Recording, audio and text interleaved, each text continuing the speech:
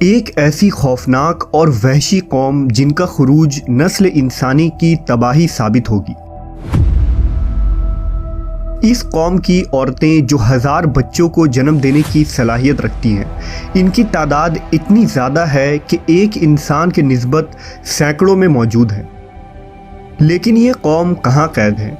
क्या उन्हें किसी दूसरे सैयारे पर कैद किया गया है? क्या हज़रत ज़ुल्करनैन का सफ़र एक खिलाई सफ़र था? हम आज इस वीडियो में याजूज माजूज के कुरानी वाक़े को जदीद साइंस और फ़ल्कियात की रोशनी में पेश करेंगे।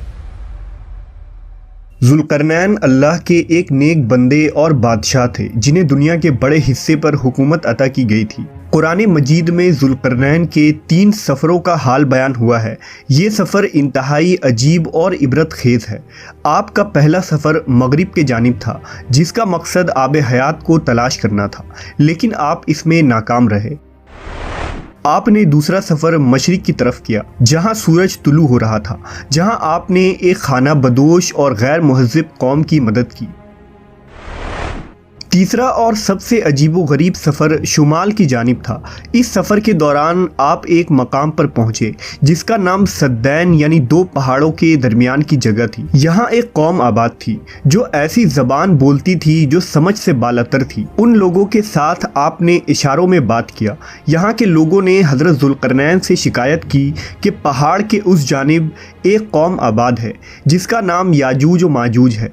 ये लोग खूब फसाद मचाते और हम पर जुल्म करते हैं, लिहाजा आप उनके खिलाफ कार्रवाई करें और हमारी मदद फरमाएं।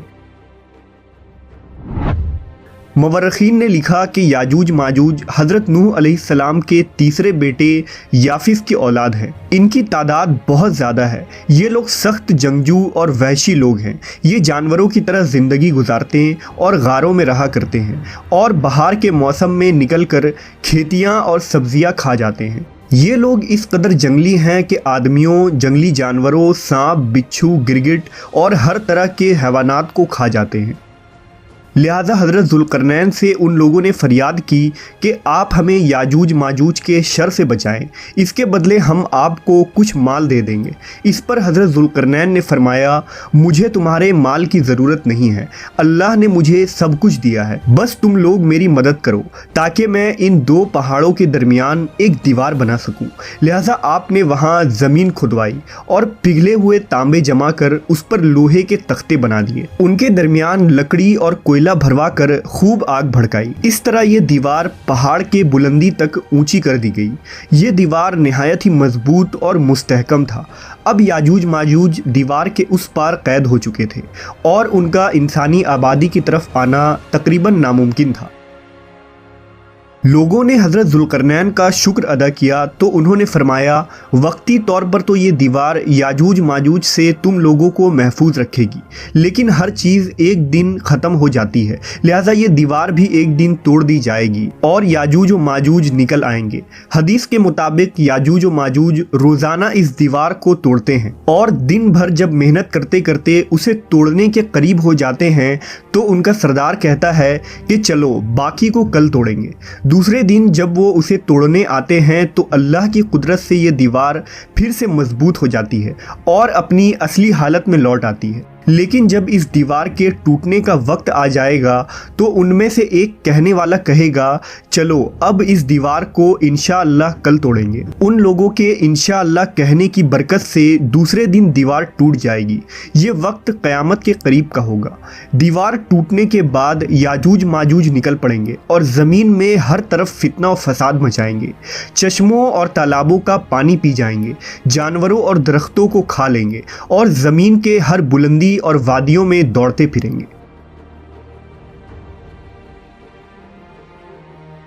याजूज माजूज कौन हैं और वो दीवार आज कहाँ मौजूद है, इसके मुताल्लिक हर ज़माने में उलमा व मुहक्किकीन के अलग अलग राय और तावीलात मौजूद हैं और इसमें इख्तिलाफ़ कसीर है।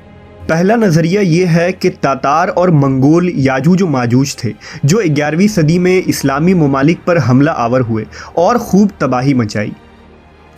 दूसरी राय ये है कि यूरोपीय और अमरीकी अक़वाम ही याजूज व माजूज हैं, क्योंकि ईसाई लिटरेचर में भी उन्हें गोग एंड मैगोग की नस्ल से जोड़ा गया है, जिन्होंने 18वीं सदी में दुनिया के मुख्तलिफ हिस्सों पर कब्जा किया और खूब लूट मार की।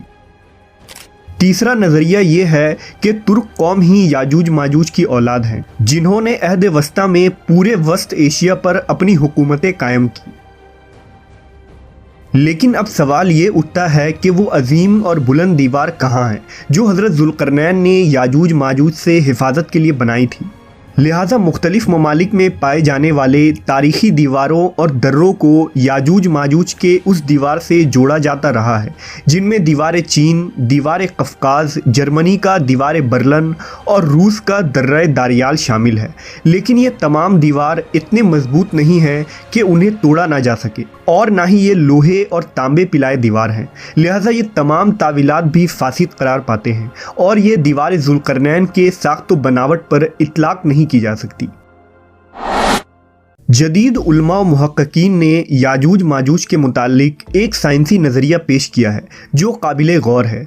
इस नज़रिए के मुताबिक हज़रत ज़ुल्करनैन इंसान नहीं बल्कि एक फ़रिश्ते थे।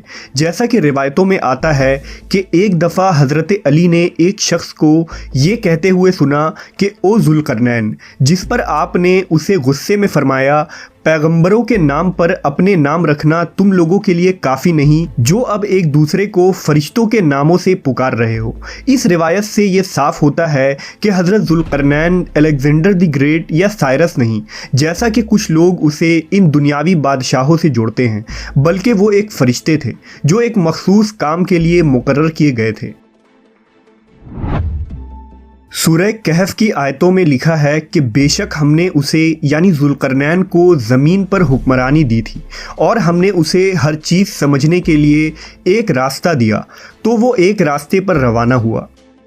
इन आयात में लफ्ज़ सबबा को मुहक्किकीन ने आसमान पर जाने का रास्ता करार दिया है, जिस रास्ते पर चलकर ज़ुल्करनैन आसमानों पर गए थे। हज़रत ज़ुल्करनैन एक ऐसी मकाम पर पहुँचे थे जहाँ सूरज काले पानी में डूब रहा था, जबकि आज हम जानते हैं कि सूरज गुरूब नहीं होता, बल्कि वो भी ज़मीन की तरह अपने मदार पर गर्दिश कर रहा है। ऐन मुमकिन है कि हज़रत ज़ुल्करनैन उस रास्ते पर चलते हुए ऐसी जगह पहुंच गए थे जहां सूरज गुरूब हो रहा था, जहां सूरज एक काले पानी में डूब रहा था। मुहक्किकीन ने उस काले पानी को ब्लैक होल करार दिया है, चूँकि 1400 साल कबल लोग ब्लैक होल से नावाकिफ़ थे, इसलिए इसके लिए काले पानी का लफ्ज़ इस्तेमाल हुआ। हज़रत ज़ुल्करनैन के तीसरे सफ़र के मुतालिक ये ज़िक्र हुआ है कि वो एक ऐसे मकाम पर पहुँचे थे जहाँ 2 सद यानी रुकावट के बीच एक कौम आबाद थे।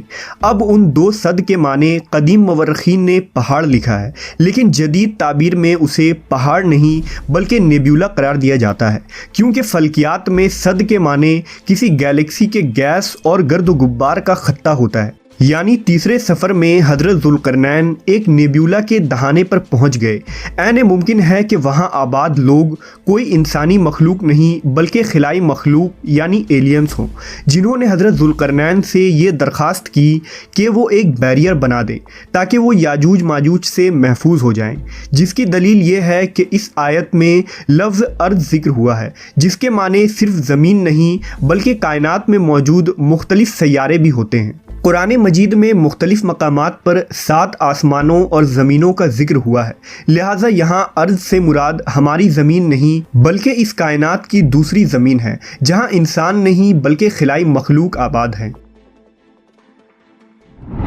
अल्लाह ने हज़रत ज़ुल्करनैन पर ख़ास रहम व करम फरमाया था और उस वक्त जदीद टेक्नोलॉजी के गैर मौजूदगी के बावजूद उन्होंने ऐसा सद यानी बैरियर बना दिया जो एटमॉस्फेरिक गैस पर मुश्तमिल था और ये लोहे और तांबे के पिघलने की वजह से वजूद में आया था। इस बैरियर ने उस सैयारे के गिर्द एक दीवार बना दी जिस पर याजूज माजूज आबाद थे और इस तरह वो उस सैयारे में कैद हो गए। ये कोई नया नज़रिया नहीं जो सिर्फ आज के जदीद साइंसी इल्म के मुताबिक बनाया गया है, बल्कि इससे मिलता जुलता नज़रिया सहाबा किराम का भी था। मसलन हज़रत काब बिन अहबार ने यह दावा किया था कि जुल्करनैन ने अपना घोड़ा एक सितारा से बांधा था, जिस पर हज़रत माविया ने उन्हें ऐसी बात करने से मना फरमाया था, क्योंकि अभी लोग ऐसी बातों को समझने के काबिल नहीं हुए थे।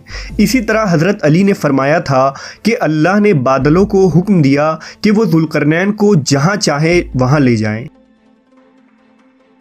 मुख्तसर ये कि जुल्करनैन का ये सफ़र न सिर्फ एक खिलाई सफ़र यानी स्पेस ट्रैवल था, बल्कि ये वक्त में भी एक सफ़र था। आज साइंस का यही नज़रिया है कि इस तरह के पोर्टल्स हो सकते हैं जिसके ज़रिया हम न सिर्फ खिला के दूसरे हिस्से में सफ़र कर सकते हैं, बल्कि वक्त में भी सफ़र मुमकिन है। ये ऐन मुमकिन है कि याजूज माजूज एलियंस हो जो किसी और प्लैनेट्स या डायमेंशन में कैद हों, क्योंकि हमारी ये दुनिया जिसकी आबादी आज अरबों तक पहुंच चुकी है, ऐसे में याजूज माजूज की इतनी बड़ी तादाद जो झीलों में मौजूद पानी तक को ख़त्म कर देंगी, उनका इस दुनिया में मौजूद होना मुमकिन नहीं है। नेज़ ये कि आज दुनिया के हर इलाके बर्र आज़म और जजीरों की दरियाफ्त हो चुकी है और अब दुनिया का कोई गोशा बाकी नहीं जहाँ तक इंसानों की रसाई नहीं। फिर ये कैसे मुमकिन हो सकता है कि इतनी बुलंद दीवार और उसमें कैद कौम को दरियाफ्त नहीं की जा सकी।